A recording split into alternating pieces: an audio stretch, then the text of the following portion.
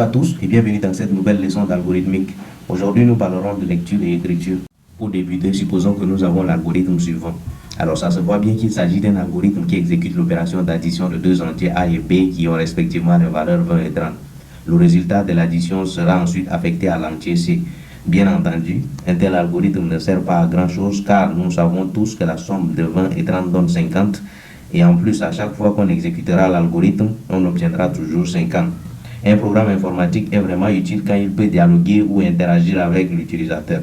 Cette interaction est traduite de la façon suivante. Le programme affiche des messages à l'écran pour que l'utilisateur puisse les lire et l'utilisateur soumet au programme des données qu'il a saisies afin de les traiter. Un algorithme prend donc en charge ces deux fonctions, à savoir la lecture et l'écriture.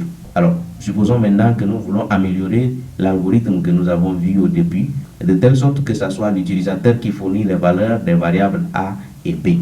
Dans ce cas, la somme représentée par la variable C changera en fonction des entrées de l'utilisateur. Premièrement, il faut demander à l'utilisateur de fournir des données nécessaires à l'exécution de l'opération souhaitée, à savoir les valeurs des variables A et B. Pour ceci, nous allons afficher à l'écran un message qui exprime cette demande de la manière suivante. Le message, veuillez entrer un nombre entier, sera affiché et l'utilisateur sait désormais qu'il doit renseigner la valeur de la première opérande qui est représentée par la variable A. Maintenant, quand l'utilisateur saisit la valeur demandée, il doit ensuite appuyer sur la touche entrée du clavier pour soumettre cette valeur au programme. Notez qu'il s'agit d'une interaction classique entre le programme et l'utilisateur exprimée à l'aide d'un algorithme, car dans les langages de programmation actuels, on peut soumettre les entrées autrement comme par le clic sur un bouton dans l'interface du programme à l'aide des souris. En tout cas, si la valeur demandée est soumise au programme, il faut que celui-ci la récupère. Et pour ce faire, on fait appel à la fonction lire de la manière suivante. En fait, le programme va automatiquement affecter la valeur entrée par l'utilisateur à la variable identifiée par A exprimée dans les parenthèses. Autrement dit, la syntaxe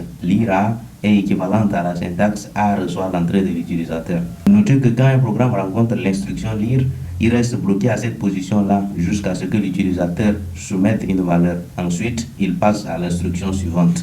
Donc jusqu'ici, notre algorithme que nous avons au début contiendra les lignes suivantes. Le terme concaténation désigne le fait de coller deux ou plusieurs chaînes de caractères pour donner naissance à une seule et unique chaîne de caractères plus grande. Dans notre algorithme ici présent, nous avons utilisé la concaténation pour afficher le résultat C de l'opération A plus B d'une meilleure façon. Tout ce qui est écrit dans les simples codes sera affiché tel qu'il est. Ensuite, la virgule désigne qu'il faut concaténer ce qui la suit avec la chaîne précédente. Notez que la concaténation à l'aide de la virgule est valable seulement au sein de la fonction écrire. Notez aussi que la fonction lire peut lire plusieurs valeurs à la fois. Autrement dit, il peut affecter les valeurs entrées respectivement par l'utilisateur aux variables dans l'ordre de leur déclaration entre les parenthèses. Donc, au final, notre algorithme peut s'écrire de la manière suivante. Nous arrivons à la fin de cette présentation. Alors, si le contenu a été intéressant, abonnez-vous à la chaîne et activez la cloche de notification afin de ne pas manquer nos prochaines vidéos. Merci.